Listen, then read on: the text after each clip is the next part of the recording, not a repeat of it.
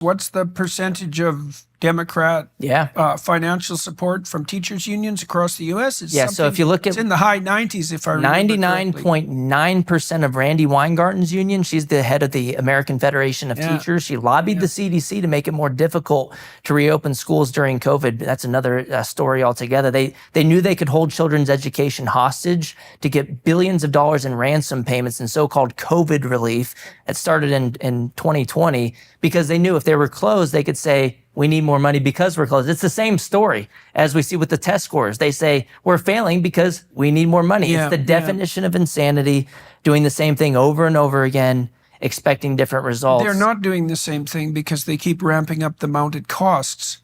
Yeah. Right. So it's worse than the same thing. Their same thing is always give us more money. And it never improves anything. Smaller classes, more money. Yes. Right. And in every other industry, if you think about what smaller class sizes actually means, that means lower units of production output for the same inputs. Yeah. Everywhere else, you increase your production over time with more technology. Well, in principle, you'd assume that much of the heavy lifting could have been done by computational technology. And I think that's particularly true if it was applied properly for, when you're teaching children basic skills, likely reading is the best example of this. So when children learn to read, contrary to the whole word theorists who are also a product of the faculties of education and devastated literacy in their theoretical stupidity.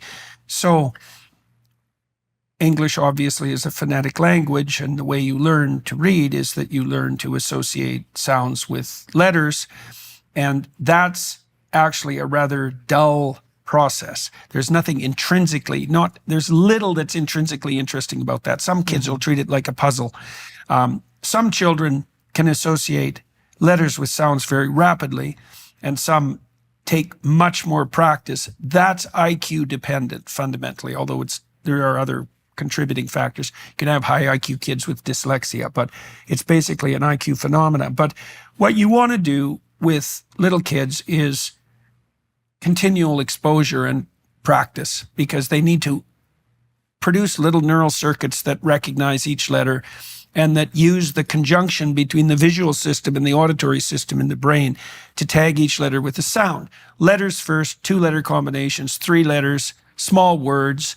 Then as you develop expertise, phrases you get in a single glance, and maybe even sentences if you start to become stunningly proficient, right? Computers are unbelievably good at the first part of that, right? Because they're incredibly patient and they can give you immediate feedback. And so, at least in principle, it would be possible to augment teachers with appropriate technology and increase their efficiency. And we've seen none of that, right? None of that. And the reason that we see so many of people in the Democratic Party fighting against things like school choice, where families can take their money somewhere else other than the government-run school, is because of that money laundering operation that we just addressed, where the teachers' unions send almost all of their money, 99.9%, to one party, the Democrat Party. And so even though Democrat voters want a better education for their kid and they want choice as well, the teachers' unions influence those elected officials. It's special interest politics at its worst. They also influence them to close the schools as long as possible. You had the Chicago Teachers Union tweet out during COVID that the push to reopen schools is rooted in sexism, racism, and misogyny. Yeah, but everything is rooted in sexism, racism, and misogyny. They threw every buzzword at the wall.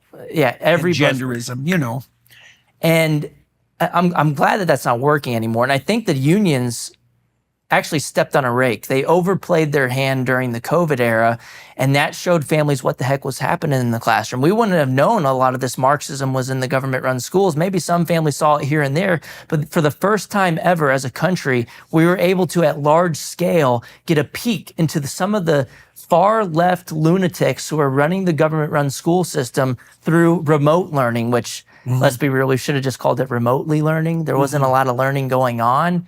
But families have been mobilized more than they've ever been before.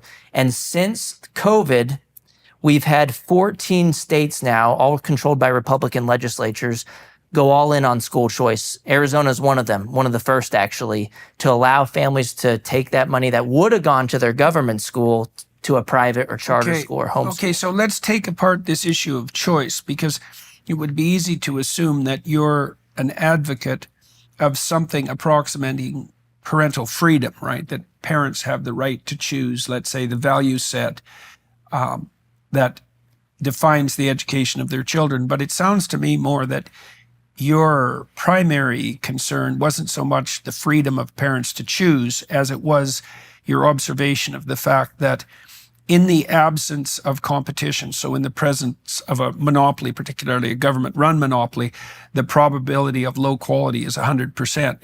It's both of those things. And I think it's actually more so than the outcomes. It's more so about parental rights and who gets to direct the upbringing of their children. I got into this as a libertarian, a limited government Okay, so you're making two arguments. One is an outcome-based and also values as well. And whose children are they? They're not the government's kids. They're not the teachers union's kids, even though they just posted recently, right before we came here, that we got to protect our kids. They always use language of ownership it's a communist ideology. And I think that's what woke up so many people with recent elections too. You look at the Trump versus Harris election, Republicans typically don't do well on education because they don't, throw more money at the problem. But right before the election, there were two nationally representative surveys by Atlas Intel, which was the most accurate pollster in 2020, and they correctly predicted Trump winning all the swing states in 2024. They both found that Trump was beating Kamala Harris on education. And I think that's because it's changed from a conversation about who's going to throw more money at the problem to who's going to respect my right as a parent. And Trump won the parent vote by 9 points too.